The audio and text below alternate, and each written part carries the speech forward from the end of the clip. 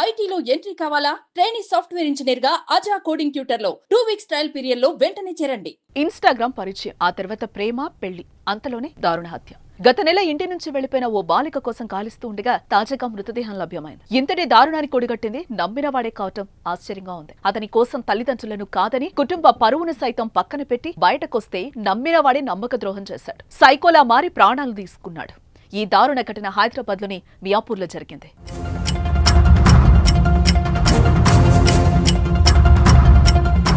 Miyapur TN Nagar కు చెందిన దంపతుల కుమార్తె ఇంటర్ పూర్తి చేసి ఖాళీగా ఉంటుంది. 7 నెలల క్రితం ఆమెకి ఇన్‌స్టాగ్రామ్ లో ఉప్పుగూడకు చెందిన బ్యాండ్ వాయించే విఘ్నేష్ అలియాస్ చింటూతో పరిచయం ఏర్పడింది. ఆ పరిచయం కాస్త ప్రేమగా మారింది. దీంతో అక్టోబర్ 20న ఆమె ఇల్లు వదిలి ఉప్పుగూడ వెళ్లింది. చింటూ చత్రినాకలోని హనుమాన్ నగర్ లో ఉండే తన స్నేహితుడు మీర్పేటకు చెందిన సాకేత్ ఇంటికి బాలికను తీసుకెళ్లాడు.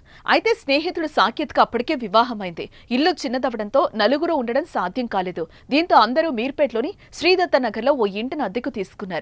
బాలిక తన స్నేహితులతో ఉంటున్నానని తల్లి సోదరికి సమాచారం ఇచ్చింది. ఆ తర్వాత ఆమెను పెళ్లి చేసుకుంటానని నమ్మించిన చింటూ అత్యాచారానికి పాల్పడ్డాడు.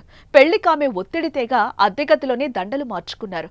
ఇలా కాదని పెద్దలు నొప్పించి అందరి సమక్షంలో జరగాలనగా అతడు తప్పించుకుంటూ వచ్చాడు. ఈ సమయంలోనే బాలిక ఇన్‌స్టాగ్రామ్ లో మరొకరితో మాట్లాడుతోందని అనుమానించి ఈ నెల 8న గొడవపడి తలను గోడకేసి కొట్టి చంపేశాడు.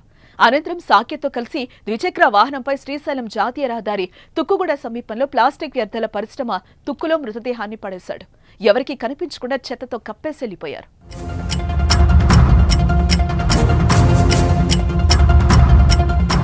ఇక ఈ నెల 8 వరకు బాలిక తరచూ తల్లితో ఫోన్లో మాట్లాడేది. తర్వాత ఫోన్ స్విచ్ ఆఫ్ అయింది.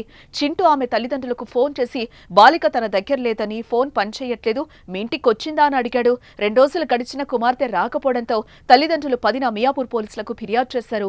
చింటూను పోలీసుల విచారణకు పిలవగా వస్తున్నానని చెప్పి 2 రోజుల తర్వాత ఫోన్ స్విచ్ ఆఫ్ చేశాడు. ఇంటికి వెళ్లి అదుపులోకి తీసుకుని ప్రశ్నించగా హత్య చేసినట్లుగా అంగీకరించాడు. మృతదేహం తరలించడానికి సహకరించిన సాకేత్, అతని భార్య కళ్యాణిని పోలీసులు అరెస్టు చేశారు.